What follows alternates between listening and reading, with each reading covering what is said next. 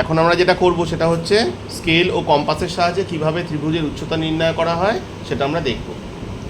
আমরা একটু আগে কী শিখলাম? মধ্যমা। ত্রিভুজের শীর্ষবিন্দু থেকে বিপরীত বাহুর উপরে অঙ্কিত লম্ব দূরত্বকে বলা হয় ত্রিভুজটির মধ্যমা। এবার এই মধ্যমাই হচ্ছে ত্রিভুজের লম্ব দূরত্ব। সেটা স্কেল কম্পাসের সাহায্যে কীভাবে করা যায়? যখন পড়ছিলাম আমরা সংজ্ঞাটা লিখছিলাম তখন তো হাত দিয়ে পেন্সিল দিয়ে করে দিয়েছি। সেটা লম্ব হতেও পারে, একটু সরে যেতেও পারে। কিভাবে করব সেটা আমরা শিখব। প্রথমে একটা ত্রিভুজ আঁকি। আমরা জানি যে কোনো জ্যামিতিক চিত্র আঁকার সময় প্রথমে ভূমি আঁকতে হয়। তাহলে প্রথমে ভূমিটা আঁকি। মনে রাখতে হবে ছবিটা খাতার মাঝামাঝি জায়গায় হবে, খুব উপরে না, খুব নিচেও না। এবং আরও একটা জিনিস মনে রাখতে হবে, ছবিটা খুব বড়ও হবে না, খুব ছোটও হবে না। এবার উপরে একটা শীর্ষবিন্দু দিয়ে নিই নিজের ইচ্ছা মতো। এই শীর্ষবিন্দু থেকে ত্রিভুজের যে ভূমিটা আঁকলাম সেই প্রান্তটা যুক্ত করে দিলাম। আবার সেই শীর্ষবিন্দু থেকে ওই ভূমির অপর প্রান্ত যুক্ত করে দিলাম। তাহলে ত্রিভুজ হয়ে গেল। আমরা কি শিখেছি? কোনো জ্যামিতিক চিত্রের নামকরণ সবসময় ঘড়ির কাঁটার বিপরীত দিকে হয়, অর্থাৎ অ্যান্টি ক্লকওয়াইজ। ঠিক আছে? ক্লকওয়াইজ মানে ঘড়ির কাঁটার দিকে, অ্যান্টি ক্লকওয়াইজ মানে ঘড়ির কাঁটার বিপরীতে। এই অ্যান্টি ক্লকওয়াইজ ঘড়ির কাঁটা কীভাবে করে? এরকম 12টা, 1টা, 2টো, 3টে, 4টে, 5টা, 6টা এরকম করে ঘোরে।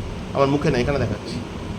আর অ্যান্টি ক্লকওয়াইজ উল্টো দিকে, এর পরে বি, বির পরে সি, এইভাবে যায়। ক্লিয়ার? আচ্ছা, এবার কি করব? এবার হচ্ছে এই এ শীর্ষবিন্দু থেকে একটা বৃত্তচাপ আঁকব।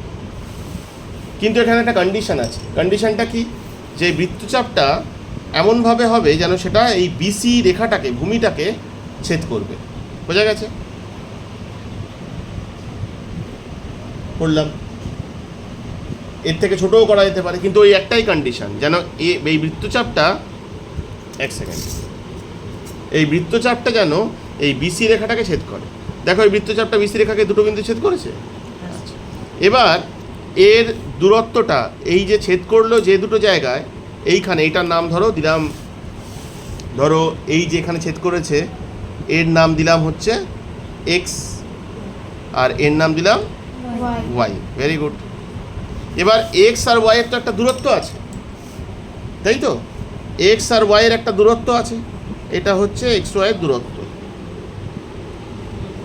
ঠিক আছে? এর অর্ধেকের বেশি নেব, এর অর্ধেকের বেশি, চোখের আন্দাজে এটা অর্ধেকের বেশি আছে। চোখে অর্ধেকের বেশি নিয়ে এদিকে একটা চাপটা একটু বড় করে টানো, যেন দুবার না করতে হয়, তাহলে মাপে গন্ডগোল হবে। আবার ওয়াই বিন্দুতে বসিয়ে এখানে একটা চাপ। বোঝা গেল? তাহলে কি করলাম? এক্স ওয়াইয়ের মাপ নিয়ে চোখের আন্দাজে এক্স ওয়াইয়ের অর্ধেকের বেশি মাপ নিয়ে চোখের আন্দাজে নিচে একটা চাপ। কোন দিকে চাপ হবে?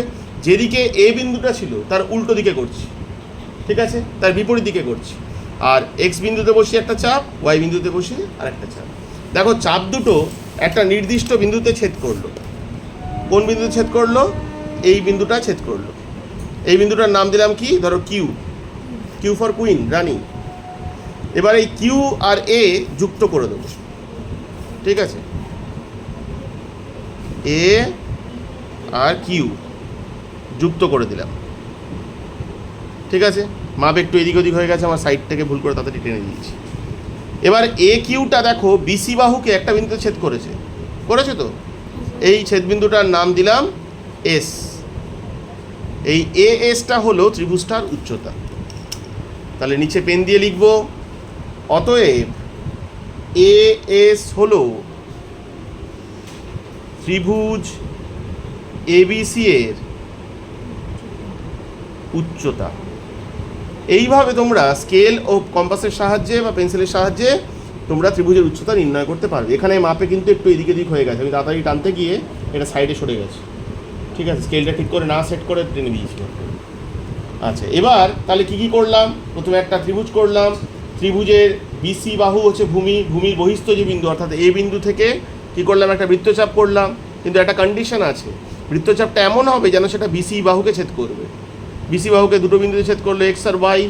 এবার এক্স আর ওয়াইয়ের যে মাপ আছে তার অর্ধেকের বেশি নিয়ে বিসির যেদিকে তার বিপরীত দিকে একটা বৃত্তচাপ করলাম। আবার ওয়াই বিন্দুতে বসিয়ে আর একটা বৃত্তচাপ করলাম। চাপ দুটো একটা নির্দিষ্ট বিন্দু কিউতে ছেদ করলো। এবার এই এ আর কিউ বিন্দু যুক্ত করে দিলাম। এই এ কিউ যে যুক্ত হলো একিউ রেখাটা বিসি বাহু অর্থাৎ ভূমিকে এস বিন্দুতে ছেদ করেছে, তাই এস হলো এই ত্রিভুজ এবিসি এর উচ্চতা। আমরা মধ্যমার সংজ্ঞায় কি পড়েছি?